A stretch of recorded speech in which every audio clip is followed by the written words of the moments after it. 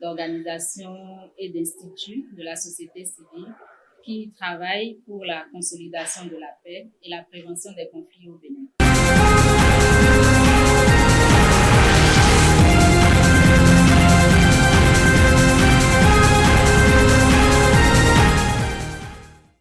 WANEP Bénin travaille pour la promotion des femmes et l'égalité des sexes à travers son programme WIPNET. Et je dirais que par grande catégorie d'actions, il y a des actions autour de la résolution 1325, donc des actions pour la mise en œuvre de la résolution 1325. Et je parlerai à ce niveau de l'initiative des médiatrices communautaires, qui est une initiative par laquelle WANEP Bénin forme des femmes béninoises à la gestion pacifique des conflits par la médiation. Donc, ces femmes sont positionnées dans les localités, dans les arrondissements, dans les communes et aident vraiment à la gestion pacifique des conflits par la médiation. Autour de cette initiative aussi, toujours dans le cadre de la mise en œuvre 1325, nous avons appuyé le ministère pour l'adoption du plan d'action national 1325 qui a été adopté en Conseil des ministres en juillet 2019. Une autre catégorie d'actions que WANEP Bénin mène, c'est les actions de plaidoyer, de formation des femmes pour leur droit d'accès à la terre. Et là, j'évoquerai le projet du Kilimandjaro à la Takora pour nos terres que nous avons mené avec l'appui financier de Oxfam au Bénin. Et c'était un projet qui a formé des femmes, des organisations paysannes à faire du plaidoyer par elles-mêmes auprès de leurs chefs traditionnels, chefs de collectivités familiales pour vraiment leur droit d'accès. Et ce projet a eu des résultats intéressants. Nous avons eu des femmes qui ont pu vraiment faire du plaidoyer auprès des responsables de leur collectivité, auprès de leurs frères et qui ont pu accéder à des terres. Une troisième catégorie d'actions que nous menons pour la promotion des femmes, ce sont les actions de formation, de renforcement de capacité, de renforcement du leadership des femmes pour leur implication dans les instances de prise de décision, que ce soit par l'élection ou par nomination. Et à ce niveau, j'évoquerai le projet amélioration du taux des femmes aux postes électifs et nominatifs que nous avons mené en consortium avec Rifonga Bénin dans le sud et avec le consortium Bani au nord, dans le cadre du programme RECAFEM 4 de la coopération suisse de 2016, je pense, à 2020.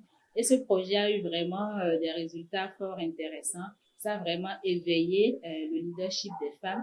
Ça a vraiment éveillé le dynamisme des jeunes femmes qui étaient participantes à ce programme-là. Le projet a également impacté leurs maris, donc leurs époux, les chefs religieux, les chefs traditionnels, les élus locaux, à accompagner vraiment ces femmes-là pour leur implication en politique. Et nous avons eu aux dernières communales un taux un peu plus élevé de femmes qui a été élu. Nous avons eu des femmes chefs d'arrondissement, des femmes premières adjointes au maire, deuxième adjointes au maire, etc.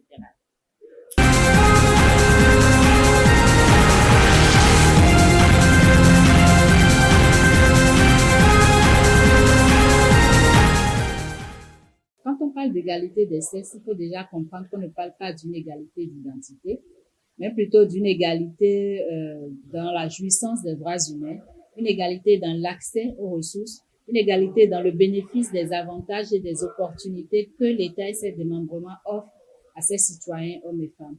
Donc, quand on le prend comme ça, je pourrais dire que oui, il y a de l'espoir. Déjà, il faut faire remarquer qu'au niveau du Bénin, il y a certaines inégalités qui n'existent pas forcément. Quand je prends les inégalités salariales, je pense vraiment, sauf erreur de ma part, que nous n'avons pas ce genre d'inégalités au Bénin. Ensuite, il faut faire remarquer que nous avons quand même un cadre juridique assez fourni, des lois qui sont prises et nous avons une volonté politique qui se concrétise de plus en plus pour la promotion des femmes et pour vraiment l'égalité des sexes. Le vrai travail à faire maintenant reste que ce cadre juridique soit vraiment appliqué. Nous avons aujourd'hui des femmes qui occupent des postes qui, entre-temps, étaient réservés à des hommes. Nous avons des femmes présidentes de la République, vice-présidentes de la République, pilotes de ligne, générales, colonels, commandants d'armée. Nous avons des femmes mécaniciennes, des femmes conductrices de gros porteurs. Donc, je pense que même si le plafond de verre n'est pas complètement brisé, il y a quand même de la fissure à ce niveau. Et tant que nous avons une volonté politique manifeste et concrétisée, tant que nous avons des veilleurs et des gens qui continuent de militer pour la cause, je pense que oui, on peut dire qu'il y a encore de l'espoir.